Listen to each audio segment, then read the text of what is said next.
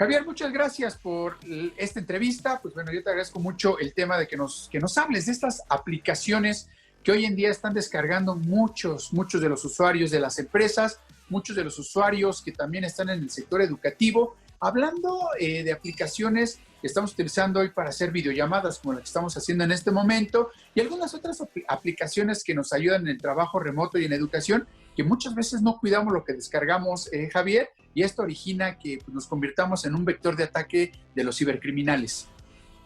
Correcto, Paul. Lo que mencionas es cierto. Todo tiene un origen precisamente con los procesos de transformación digital. Una de las vertientes principales es el tema del consumo de nube.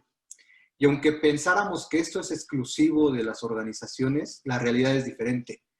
Muchas de las aplicaciones que ocupamos como usuario final son aplicaciones que residen en nube. Por ejemplo, las redes sociales, ¿no? Todas estas redes sociales son aplicaciones o servicios que pues tienen una finalidad que es entretenimiento de nosotros.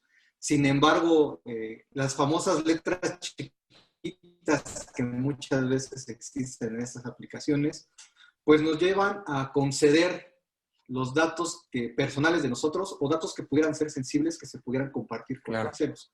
Y desafortunadamente no estamos conscientes de lo mismo, ¿no? Vemos muchos casos de robo de identidad, de robo de datos. Sin embargo, lo que planteamos nosotros es que qué tanto es un robo de datos realmente por un grupo subversivo y qué tanto yo estoy concediendo, regalando o de cierta forma le estoy dando la autorización a ciertas aplicaciones que desconozco la finalidad que van a tener cuando yo comparta estos datos. ¿Qué tanto yo lo estoy cediendo, no? Sin ponerme de cierta manera consciente de esto. Que lo platicábamos anteriormente, Javier, muchas veces nosotros mismos no es de que nos roben los datos, nosotros mismos los entregamos a las aplicaciones por no leer ahora sí que los contratos o como dices tú, las letras chiquitas, y casos hemos visto muchos, ¿no? Hablábamos alguna ocasión de todas estas aplicaciones de cómo me vería más joven, cómo me vería de viejo, cómo me vería de hombre o mujer, etcétera, etcétera, que son aplicaciones que por no leer las letras chiquitas y entrar, como decimos, al mame de los memes, pues empezamos a regalar nuestros datos a diestra y siniestra sin saber realmente hacia dónde van a parar estos datos, ¿no? Sí, es cierto. Por ejemplo, la aplicación de TikTok, que en los últimos semanas, meses ha tenido revuelta, ¿no? De qué es lo que pasa con los datos y los permisos que damos a esas aplicaciones. Muchas veces, por ejemplo, este tipo de aplicaciones milagro, como se conocen, las que comentas de cómo me vería con un sexo diferente al que soy, como parte de sus términos y condiciones del servicio y como parte de los servicios que requiere la aplicación para operar, les concedemos cosas que suenan sin sentido o que pudieran poner en riesgo nuestros datos. Por ejemplo, les cedemos la autorización para que conozcan nuestra lista de contactos. Aquí empiezan las preguntas interesantes. Esta aplicación o este tipo de aplicaciones, ¿como para qué necesitarían el acceso a nuestros contactos? O aquellas que de pronto nos piden acceso a nuestra cámara, ¿no? Que no usan la cámara. Así es, que su naturaleza pareciera que no debería de conceder el acceso a la cámara y que necesitan tenerla activa todo el tiempo, no solamente cuando la aplicación está funcionando en el teléfono. Entonces son ese tipo de situaciones las que ponen en riesgo muy fuertemente a nosotros como usuarios finales. Y en las organizaciones es lo mismo. Comentabas perfectamente el tema todo. Ahorita estamos trabajando remotos debido a esta situación de la pandemia y las empresas se están topando con un riesgo importante porque no pueden controlar lo que hacen los usuarios que están conectados desde su casa, a qué aplicaciones acceden desde su computadora, qué sitios visitan y lo que es peor, qué contenido, qué documentos están subiendo a plataformas de nube o otro tipo de plataformas y qué están descargando también, ¿no? Entonces ahí es riesgos importantes, principalmente de fuga de información sensible. Claro, y que lo decíamos también, ¿no? Hay grandes pérdidas para las empresas cuando no existe una ciberseguridad. Digo, si muchas veces no las hay en las empresas, mucho menos la va a haber en los hogares de los trabajadores, ¿no? Y hay grandes pérdidas, ¿no? Para las empresas cuando hay un robo de identidad o un robo clave para la compañía, ¿no? Sí, claro, las multas por un caso de exfiltración de datos pueden ser muy altas. Tenemos muchos casos en México, ¿no? La realidad es que hay muchos ejemplos de casos de exfiltraciones de datos y más recientemente Sin duda alguna, lo que nos comentan estudios, ¿no? Somos el tercer país más atacado a nivel global.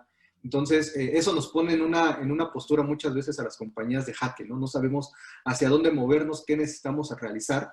Y esto que pasa hoy en día se vuelve complicado, ¿no? ¿Cómo tienen visibilidad? Porque lo comentas muy bien. Las compañías anteriormente, pues todos trabajábamos ahí en la organización. Ellos se encargaban muchas veces de implementar controles. Sin embargo, hoy desde mi casa estoy lejos de esos controles.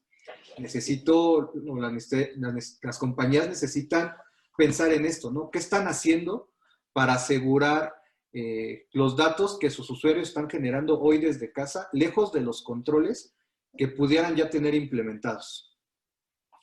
Oye, Javier, y aproximadamente, o más bien, ¿cuáles son los requisitos, o más que los requisitos, las recomendaciones que hacen desde Optimity Network para poder evitar que de pronto sucedan estas filtraciones de datos? Y sobre todo, ¿qué recomendarle a un trabajador remoto? ¿Qué aplicaciones usar y qué aplicaciones no usar? Es una pregunta interesante. Muchas veces pensamos que la mejor manera de enfrentar estas situaciones es con tecnología. Y sí, la tecnología es un habilitador. Hoy tenemos muy buenos ejemplos de tecnología que son soluciones que viven en la nube y que ayudan a proteger justamente estos entornos de nube y la navegación de los usuarios que están trabajando desde casa. Sin embargo, otro punto importante y yo considero que es fundamental es el tema de la concientización. Desafortunadamente en México somos muy susceptibles a los ataques de ingeniería social, siendo el phishing o spear phishing uno de los principales. Por ahí hay una estadística bastante interesante que da Verizon. En el 92% de las infracciones de seguridad del año pasado, hubieron casos de ingeniería social, principalmente phishing. Entonces el phishing es la puerta de entrada para algo más complejo o algo que pudiera tener un impacto mayor en las organizaciones. ¿Y cómo combatimos este tipo de ataques? Entrenando a los usuarios, capacitándolos, haciéndolos conscientes de temas de la organización y también temas personales, ¿no? Claro. Lo que comentábamos.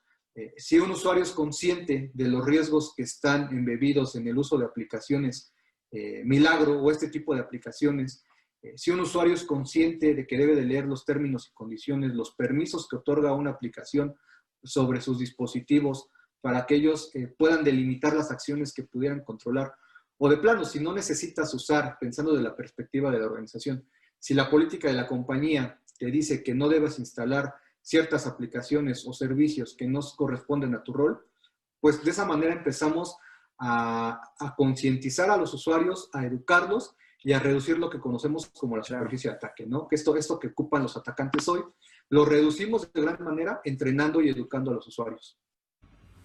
Pues ahí lo tienes, David, auditorio que nos escucha esta noche en Análisis Superior, porque es importante que no bajemos todas las aplicaciones o que seamos muy precavidos a la hora de hacerlo. Gracias, David, muy buenas noches.